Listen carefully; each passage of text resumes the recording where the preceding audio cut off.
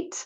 Well, welcome, everyone. We are excited to be here for our first webinar for a series that we're just kicking off called From Vision to Impact, which is a webinar series that will outline the origins of our agency and how we carry out our mandate from the voters, the mandate we have from the voters, why land conservation is so important, especially in the face of climate change and other threats, and the benefits the community receives in return for their sales tax dollars.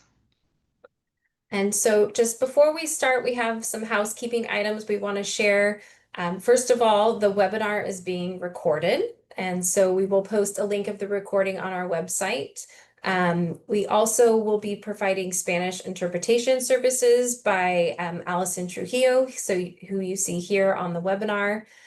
Please note that attendees can only join the language interpretation from their computer audio during the webinar. You cannot use the dial-in or call me phone audio features to access Spanish interpretation. And so to hear the Spanish translation audio, you must use the desktop browser or the desktop app. Please select the interpretation icon, that's the little globe icon on the black menu bar to access this feature. And I'll give Allison a moment to translate that. Muy buenas tardes a todos. Bienvenidos a esta serie. Si quiere escuchar interpretación en español, solo hay que hacer clic en el botón del globo que aparece por debajo de la pantalla y solo puede escuchar el español si estás uniendo por video. Si estás uniendo por teléfono, no es posible. Así que para todos que están mirando el video en internet, por favor, pueden hacer clic en este botón para unirte. Okay. Thank you. So we've started the Spanish interpretation. And additional note for those that are calling into the webinar that would like to ask questions during those periods. If you've joined via phone, you may dial *9 to raise and lower your hand. And we will provide you the option to speak during the Q&A. To unmute or mute yourself, you'll dial *6. We can help you with that during that time. For those of you who are joining the webinar on a computer browser or the app, please select the hand icon to raise your hand, and we will provide you the option to unmute for questions. I believe we've enabled chat for the webinar, so if you'd like to put your question in the chat, you're welcome to do so. And a facilitator will read it out loud for our host to answer. And if that's not the case, we will update you during the webinar. So with that, we will go ahead and get started.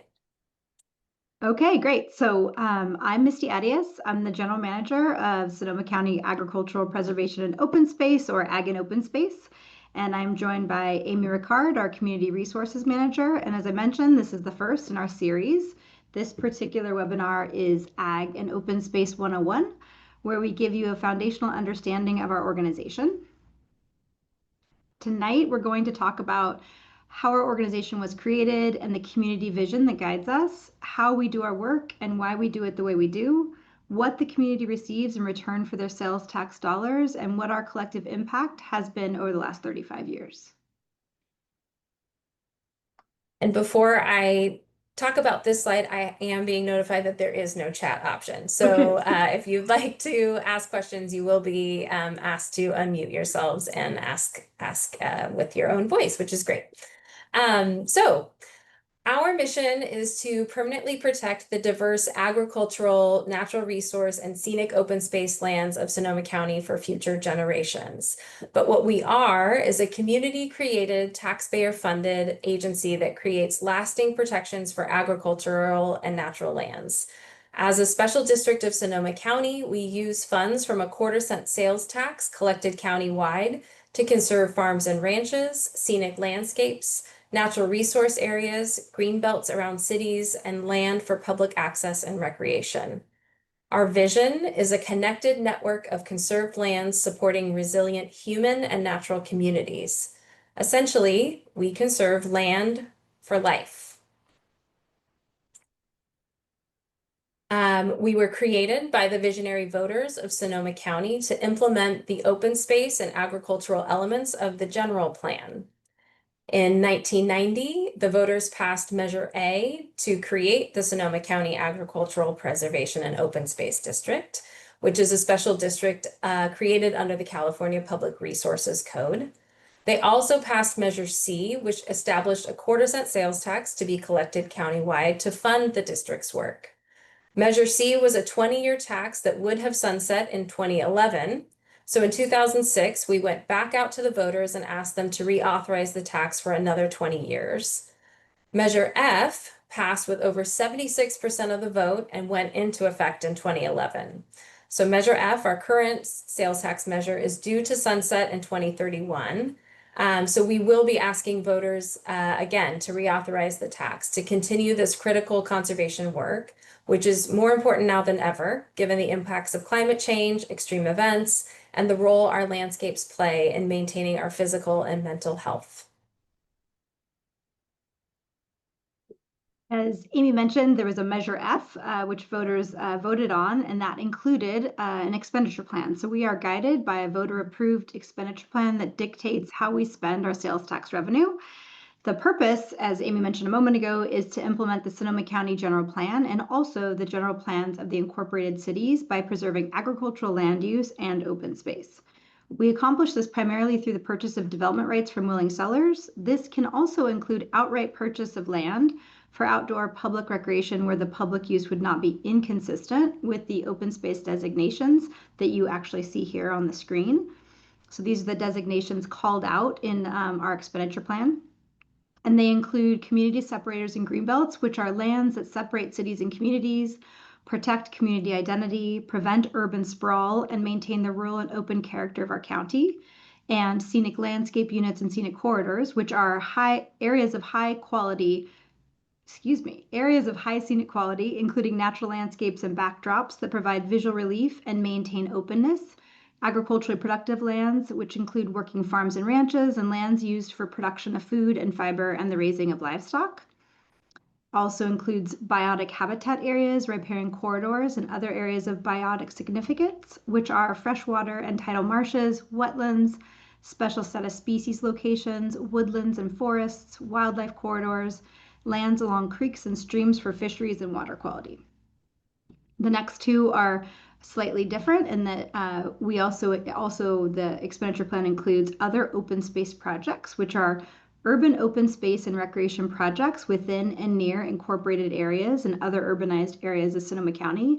And funds for these types of projects are made available to cities, county departments, and other entities through a matching grant program with preference given to projects that link communities.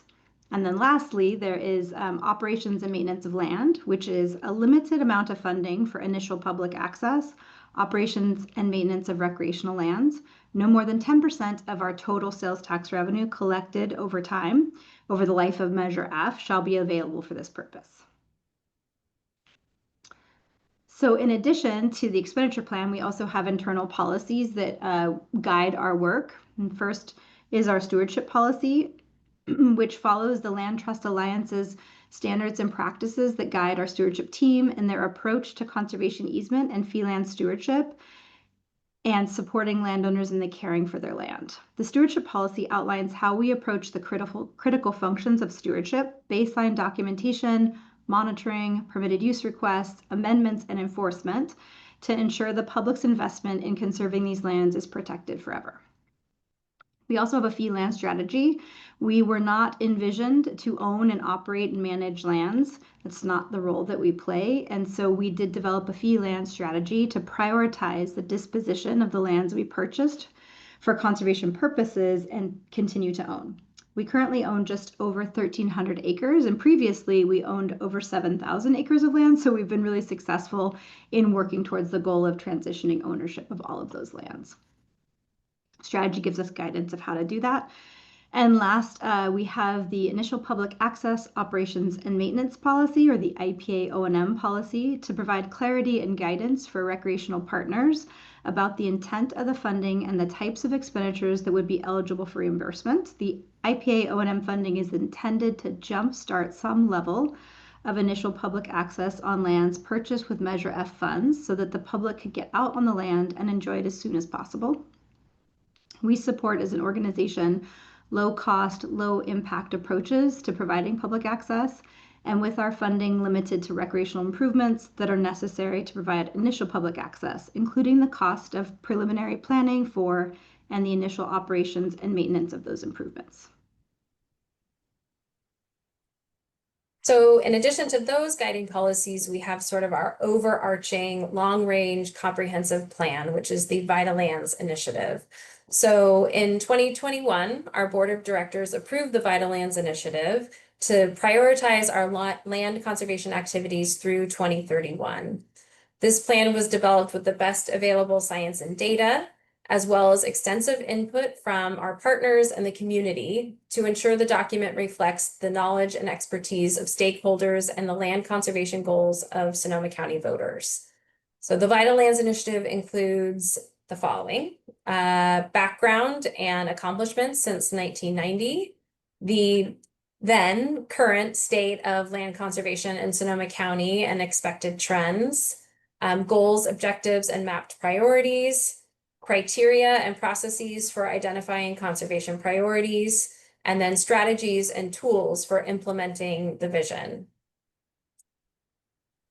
The goals of the Vital Lands Initiative are centered around these 5 themes, which mirror the designations that Misty outlined in our expenditure plan. So we've got agricultural lands. We want to protect the lands that support diverse, sustainable, and productive agriculture.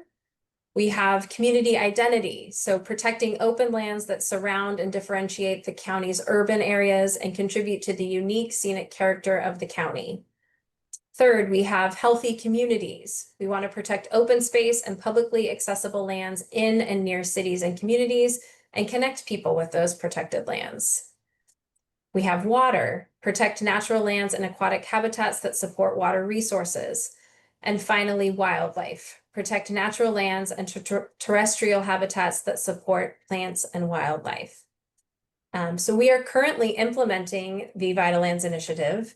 Not only do we have 60 active projects that meet one or more of these 5 goals, but we are also making good on the promises that we made in the implementing the vision section of the plan, which outlines our approach to prioritizing conservation on multiple scales, but just how we approach the work in general.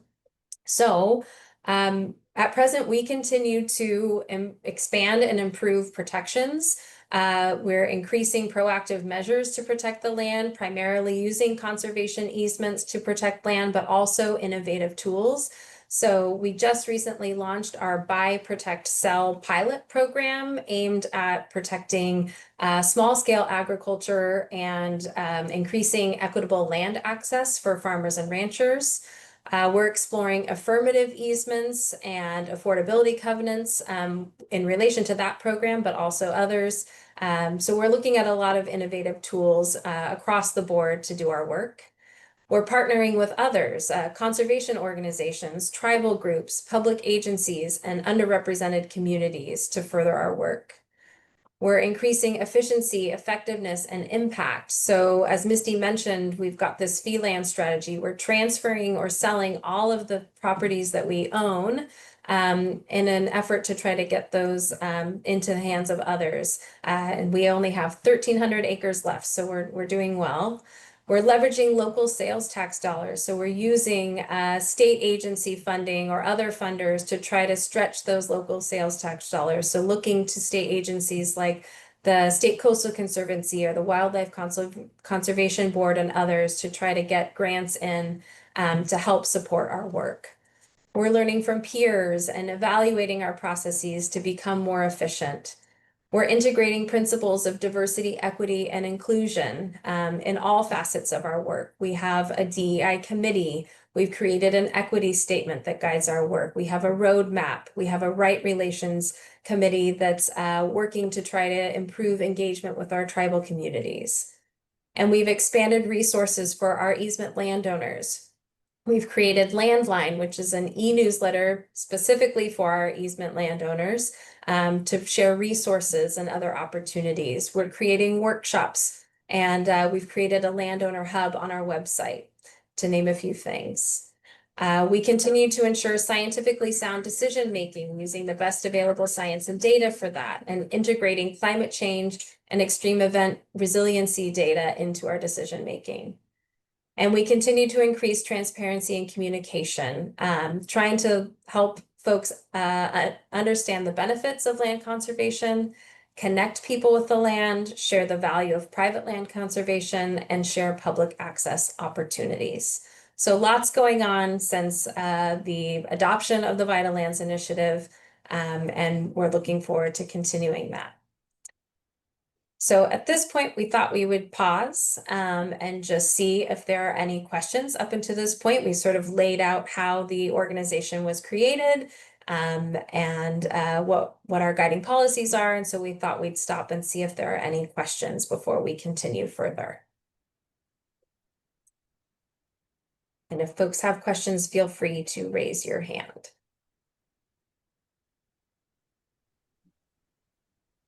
So I saw Dee Swanheiser with her hand up, but now I don't see it anymore. Dee, if you did want to ask a question, I'm just going to give you the option to talk if you want to ask.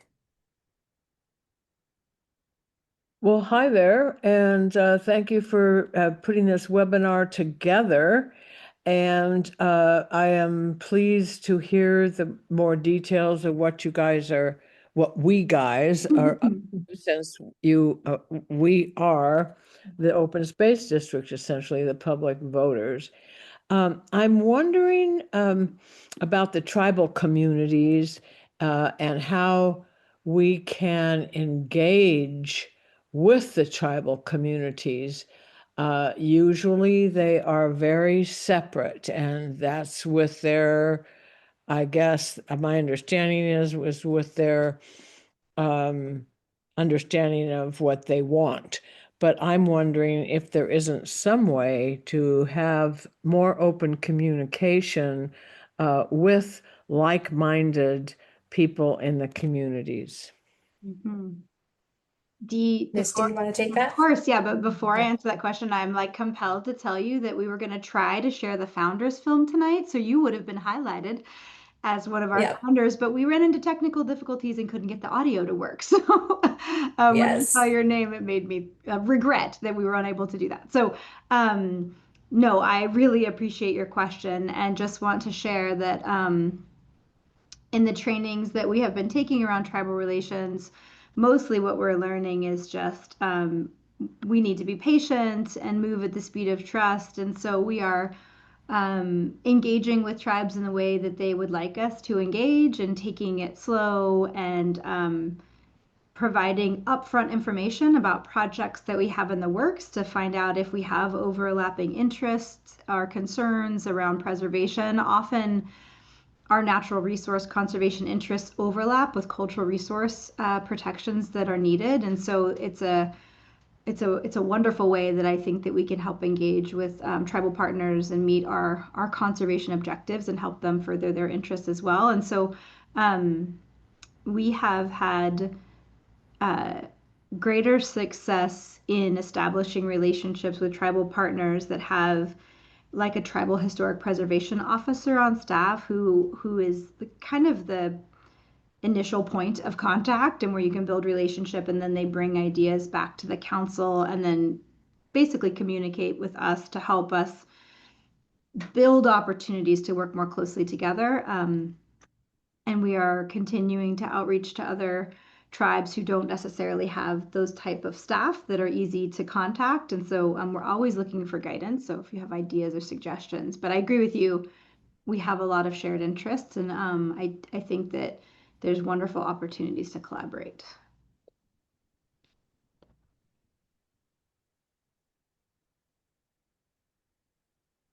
Michelle, are there any other questions that we might answer at this moment? I see no one else with their hand up, so I will mute the person that just asked a question, and I don't see any other questions. Thank you. Okay. All right, well then we will move forward, but we've got other breaks built in, so we will have more time for questions. Okay, Okay, great. So, as Amy mentioned, we are currently implementing the Vital Lands Initiative, and we are doing that with a staff of 37 people across 4 different programs, plus a vegetation management coordinator whose work is supported by PG&E settlement funds, which I'll talk a little bit more about in a moment.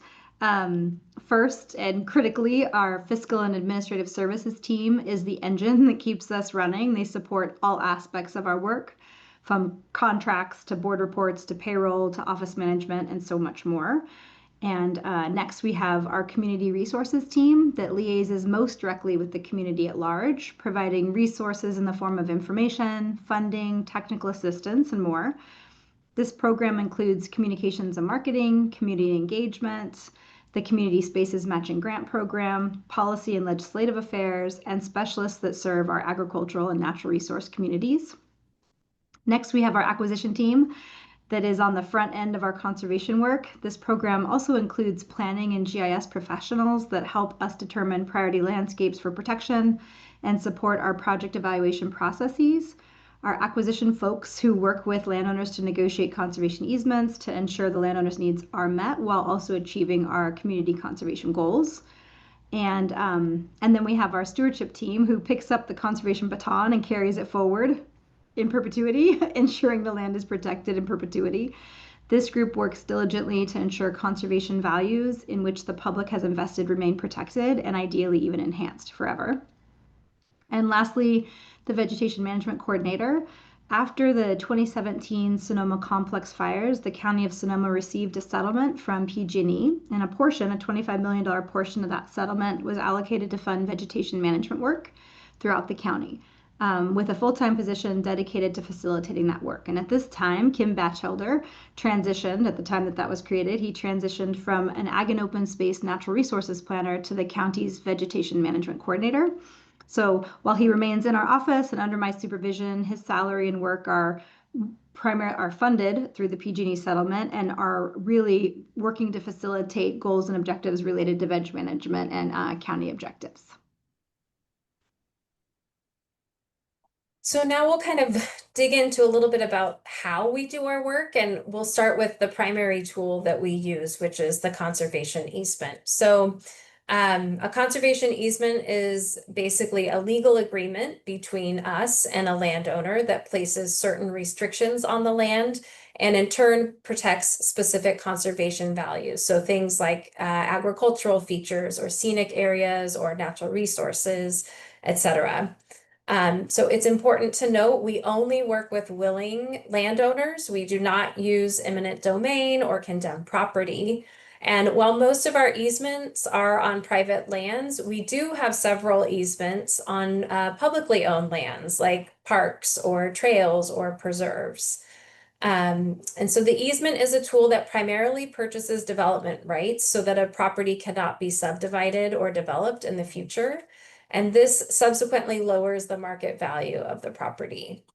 And the recorded easement conveys permanent protection on the land. So that means the land is protected from development forever. The easement stays with the land. So even if the landowner sells the land or passes away, the easement remains, and any new landowner will have to comply with the terms of the easement. And like I said, while most of our easements are on private properties, it's really important to remember that there are myriad benefits that the community receives as a result of this type of conservation. So things like clean air and clean and abundant water supplies, beautiful scenic landscapes and community character, carbon sequestration and climate change mitigation, wildfire and extreme event resiliency, fresh local food systems and a strong ag economy, biodiversity and healthy functional natural systems. These all benefit everyone in our community. So I'm going to walk through an example of how a conservation easement works because they can be sort of esoteric. So here we are up in the north part of the county, north of Lake Sonoma and west of Cloverdale along the Sonoma and Mendocino County line. We are right above Lake Sonoma in the headwaters for Dry Creek, which drains into Lake Sonoma, the drinking water source for 500,000 people in Sonoma and Marin counties. This is also a well-documented wildlife corridor.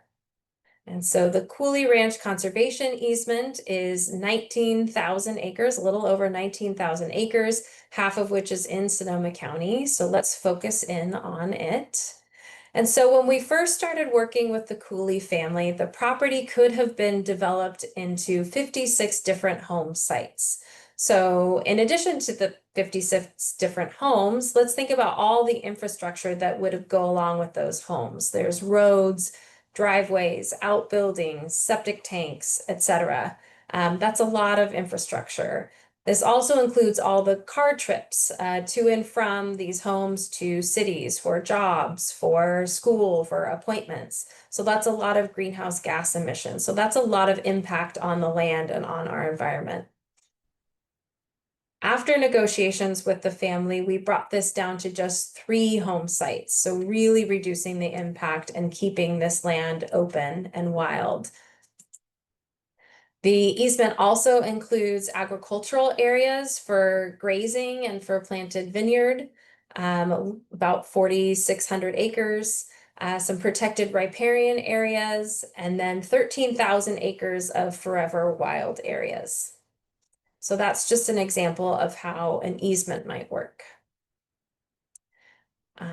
We also protect land by buying it outright. Though not our primary means of conservation, we will at times purchase land outright in special circumstances. So we may work with recreational partners to purchase land that will become a future park and open space preserve or an addition to an existing park. So we've worked closely with regional parks, state parks, or city parks, and even nonprofits over the years to enhance recreational opportunities, either by creating new parks or expanding existing ones. And so examples include Taylor Mountain Regional Park and Open Space Preserve here in Santa Rosa, North Sonoma Mountain, Tole Lake down in Petaluma, Willow Creek State Park out by the coast, Montini Open Space Preserve in Sonoma, Jenner Headlands Preserve, so many more. I could list so many more. Coming soon, Mark West Creek Regional Park and Open Space Preserve, Calabasas Creek and Glen Ellen, Carrington Coast Ranch out on the coast as well. And when we transfer ownership to create a new park or to expand an existing one, we always retain a conservation easement. So that's where some of those easements over public lands come into play. We also may purchase greenbelt or small-scale agricultural properties that are under particular threat when a conservation easement is not an option. So we still hold some of those lands in fee. Another way we conserve land is through our Community Spaces Matching Grant Program, where we provide grant funds to public agencies, nonprofits, and tribal entities to create projects within or near urban areas. And urban is maybe a loose term that can transform and enrich communities by providing places to recreate, hold public gatherings, connect and learn about the natural world, grow local food. Sometimes restore habitats and vital waterways, and even provide cooling during excessive heat. So this is a really transformative program. Some of our most visible projects are through the Community Spaces program, and this is just one other way that we conserve land. Okay, so a little bit more about easement stewardship. Conservation easement stewardship calls on our staff to build and nurture relationships with landowners. Typically, this work involves reviewing conservation easements with landowners to make sure that the responsibilities of caring for the land are clearly defined, including what is and is not allowed, so that the conservation values identified in the conservation easement are protected. Regularly monitoring conserved lands to meet with landowners and document the current conditions of the land. And these are also excellent opportunities for landowners and staff to talk through any questions, challenges landowners are having, or successes or ideas they have, and have conversation around how we can support those ideas and how they are or are not consistent with conservation easement terms. And supporting landowners when they have land use questions, like identifying wildlife-friendly fencing options or reviewing forest management plans, or how the easement outlines where new barns or sheds can be built. When necessary, our stewardship team, we also work with landowners whose activities violate the easement and guide them towards practices that align with the easement and help to cure these situations and meet the needs of conservation values. We like to say stewardship is where the protecting of the land happens. You know, the acquisition of the conservation easement sets the terms, but it's an active process, ongoing in time.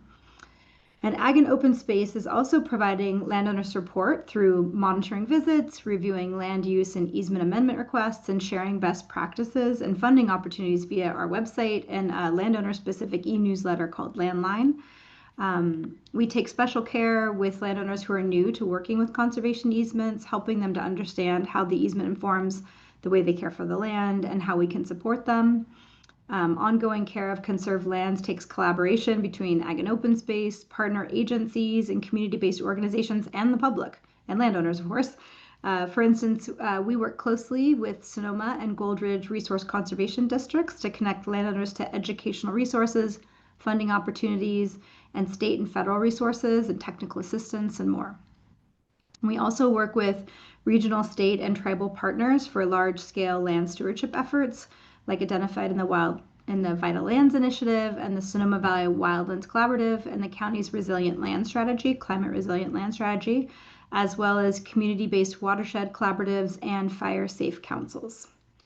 Conserving land with a conservation easement rather than owning and managing it is a cost-effective way to ensure the conservation values of the land are protected and cared for. It costs far less to purchase and steward an easement than it does to own and manage the land ourselves, which makes conserving land with easements a responsible and effective use of taxpayers' investments.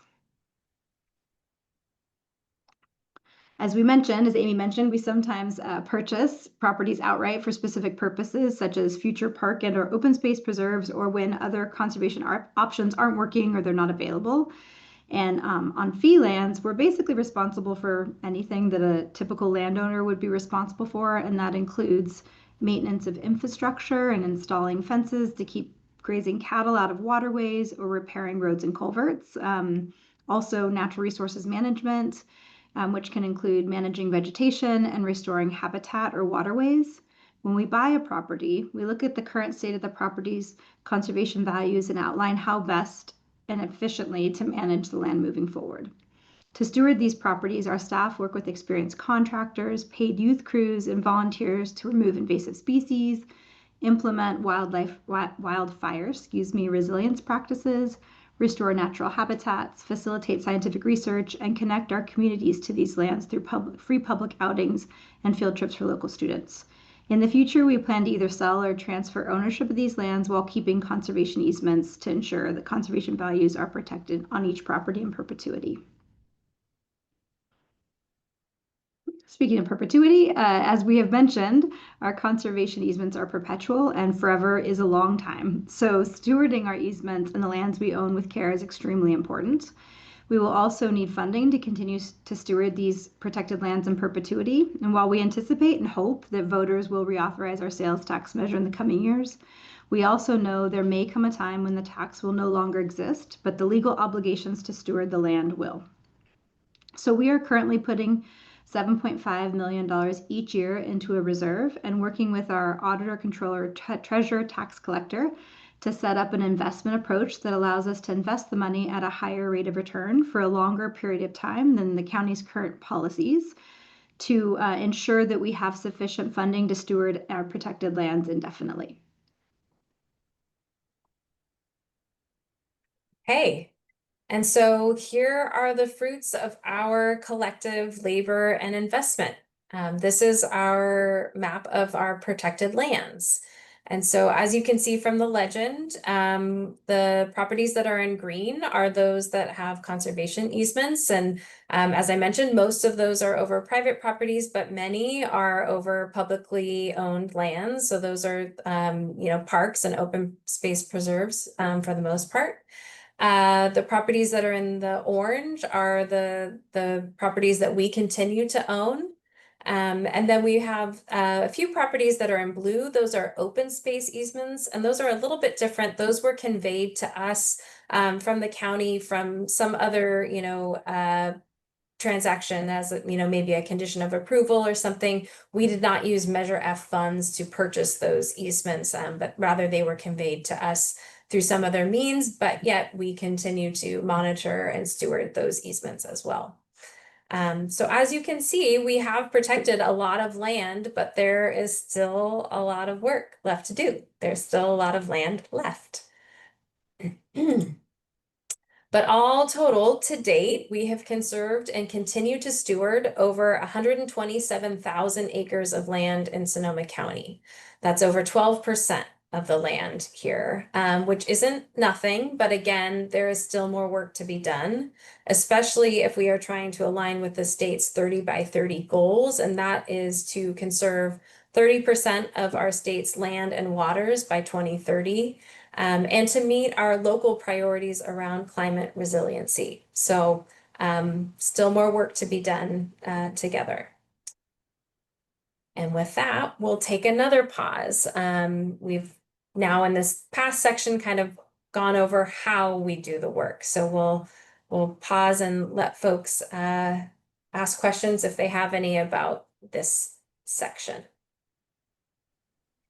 I see Dee Swanheiser with her hand up again. I'm gonna allow her to talk. Thank you. Thank you. 2 questions. How are you working with the next generations of landowners with these conservation easements? And in terms of forest management, how can the open space district allow forest stewardship management with some of your easements that call for no cutting? Those are my questions. I think I made a note so I could try to remember both. So I'll first, next generation of landowners, we have a process that we're supposed to be notified when land transitions ownership, either whether that be to the next generation or sold to a new entity or landowner. And we have like a kickoff meeting with those landowners to help highlight the intent of the conservation easement and what's allowed and not allowed. So working hard to establish those relationships up front and provide a lot of clarity around the easements that they have on their land. We also, as I mentioned a moment ago, we have created a landowner specific e-newsletter called Landline to make sure we're outreaching to landowners, kind of remind them that we're here and available to support them and services that we may be able to offer.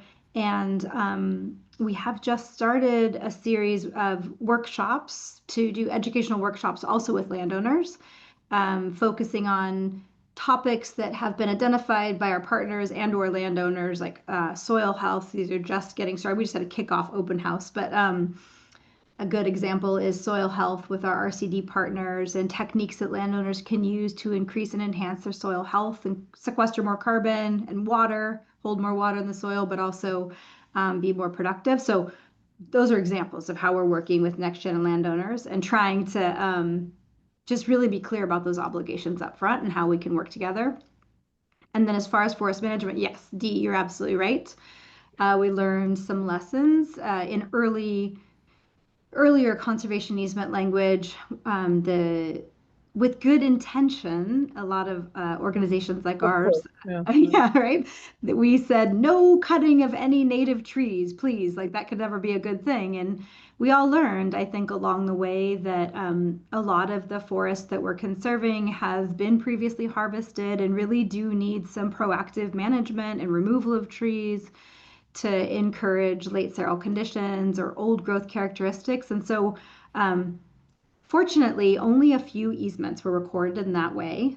2 things. So we have evolved a lot, and we're really fortunate to now have a registered forester on staff to help us think carefully through perpetual language around how to do restoration forestry, for instance, and allow for the sale of those trees, but also with the purpose of growing healthy forest habitat. And then most of our easements do have language that allows for restoration and enhancement of natural systems, and most of the clauses around not cutting native trees have an exception if you're doing a restoration or enhancement project. So there are ways that I think we can demonstrate that it's justified in those instances to remove native trees because there's overall benefits to the health of the forest. Great. Well, I thank you for that. I'm glad to hear there are very few of those restrictive easements. But on the next generations, I would encourage the district to develop an outreach program to strengthen the family understandings and future management of these easements so that they're ready when they are coming into ownership. Yeah, yeah. Thank you. That's helpful. Yeah. Yeah. Michelle, are there any other questions we might entertain at the moment? I see no one else online with their hand raised, so no questions. Or shall I say any other questions Misty might entertain at the moment? Okay, moving on. All right. Okay, so far we've talked about the history and background of our agency, and we've talked about what we do and how we do it. And now we're going to dive a little deeper into the why. Why is land conservation so important? What are the community benefits? And our work provides a multitude of benefits to the community at large that often go unnoticed, such as clean and abundant water naturally filtered by our watersheds, fresh air filtered by our forests and woodlands, healthy food and other offerings from local farmers and ranchers, opportunities to get outside to exercise and explore nature, beautiful scenic landscapes that provide community character and a sense of place, habitat for a variety of plants and animals to maintain biodiversity, and resiliency in the face of climate change and extreme events. So we are always looking to leverage the taxpayer dollars as much as possible to get the most bang for our buck, so to speak. And that's why we prioritize conservation of properties with multiple conservation values so that the community can realize multiple benefits with one project. And most, if not all, of our projects meet more than one conservation goal or provide more than one community benefit, and many provide several benefits. Here is an example of one project that provides multiple benefits within one protected property. And here we are at the beloved Taylor Mountain Regional Park and Open Space Preserve. And we, of course, all know Taylor Mountain for its recreational opportunities. It now has 15 miles of trails for hiking, and if you have not checked out the new trails, you should. They're awesome. But for hiking, biking, and horseback riding, and there's disc golf course and a natural playground, incredible recreational amenities. But there's also agriculture present on the property with a local grazer who grazes his cattle there. There's also significant natural resources on the property: oak woodlands, grasslands, sensitive species like red-legged frog, mountain lions and hawks, and also the headwaters of Colgan Creek, which runs through the city and Santa Rosa Plain. And of course, it's incredibly scenic. It sits right on the urban edge of Santa Rosa and is visible from downtown and various parts throughout the Santa Rosa Plain. Like, in my mind, it is a beacon of like recognition in Santa Rosa. And so in one project, we are achieving multiple conservation goals and providing many benefits to the community. So in the next 5 slides, we're going to go into a bit more detail about how land conservation provides benefits around certain themes. However, in the remaining 3 webinars of this series, we'll dive even deeper into these thematic areas. So we'll just kind of do a light touch here, and then as we go into the other 3 webinars, we'll go deeper. So here we will talk about climate resilience a little bit more. Land conservation helps us to achieve climate resilience because conserving our natural and working lands plays a key role in mitigating and adapting to climate change. Our forests and grasslands sequester and store carbon, while coastal lands, wetlands, and marshes and riparian areas help us to adapt to rising seas.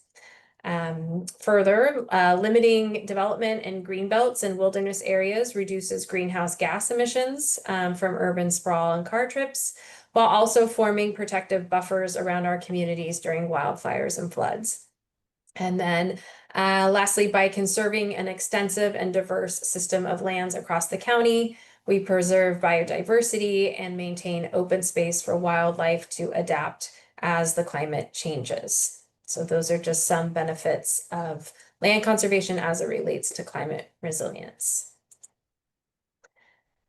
In terms of land for farms, food, and families, conserved agricultural lands safeguard our county's rural beauty and character, but also our capacity for local food production and the critical connections necessary for thriving farms, dairies, and ranches. And these working lands produce milk and cheese, which we all love, unless you're lactose intolerant, grass-fed meats, seasonal vegetables and fruits, pasture-raised eggs, honey, wine, and more. And nearly all of the family farms and ranches that we've conserved are still active today and help to provide over 7,000 local jobs and contribute to a $1 billion industry. And then properties that are conserved with conservation easements are also more affordable for the next generation of farmers and ranchers. And then looking at land for nature and wildlife, conserved wildlands and watersheds provide habitat for wildlife to live and roam freely, which is great. And it also gives our community ample recreational and immersive outdoor opportunities, so it's a win-win. Healthy natural lands also help to filter and recharge our water and are often home to sensitive plants and animals. So rivers and creeks, estuaries, and baylands are important nurseries for fish and water species as well. And then ecosystems are networks of living things that rely on and support a diversity of habitats, plants, and animals to function properly, and thus provide clean air and water, pollination of plants, pest control, and many other benefits. And so next it's land for scenic beauty and awe. And if you haven't heard, there's a whole science around the study of awe and wonder. So it's super interesting if you wanted to look it up. But extensive open landscapes of rolling hills, coastal grasslands, redwoods, oak woodlands, rock outcroppings, and more combine to create a stunning backdrop to daily life in Sonoma County. Distinctive peaks, ridgetops, pastoral landscapes, and rural areas, valleys and waterways reinforce community identity and provide a sense of place for all Sonoma County residents.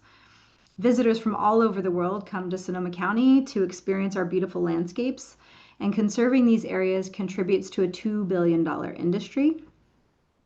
Being in nature also reminds us that we are part of something interconnected and larger than ourselves. Enjoying the beauty and wonder of the natural world inspires awe within us, helping us feel happier and even more generous and kind. And then lastly, we have land for all.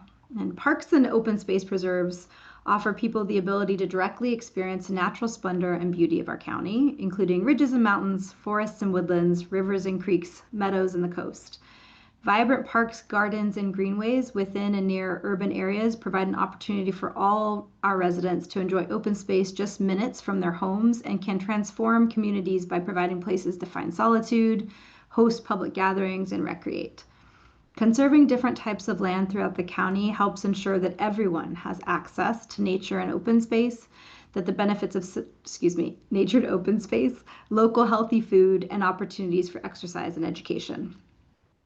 We strongly believe that the benefits of Sonoma County's agricultural and open space lands should be equitably available to everyone, no matter their skin color, age, socioeconomic status, ability or disability, gender identity, sexual orientation, religion, country of origin, or language.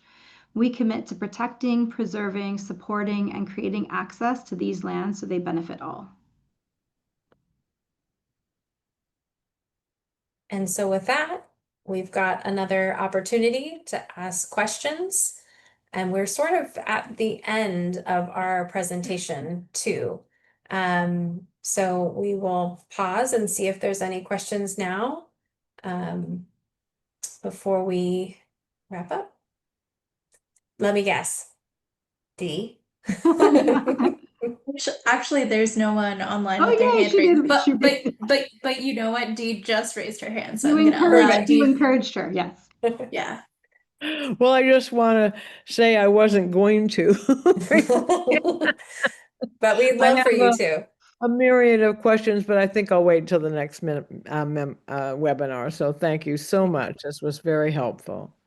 And we appreciate You're the so interaction. welcome. So thank you, Dee.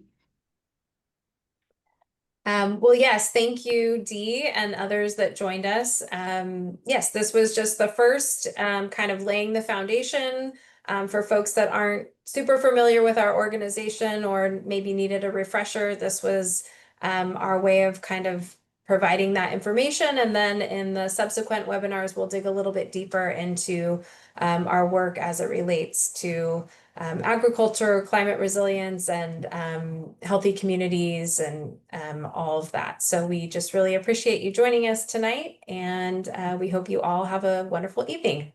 Yes, thank you so much.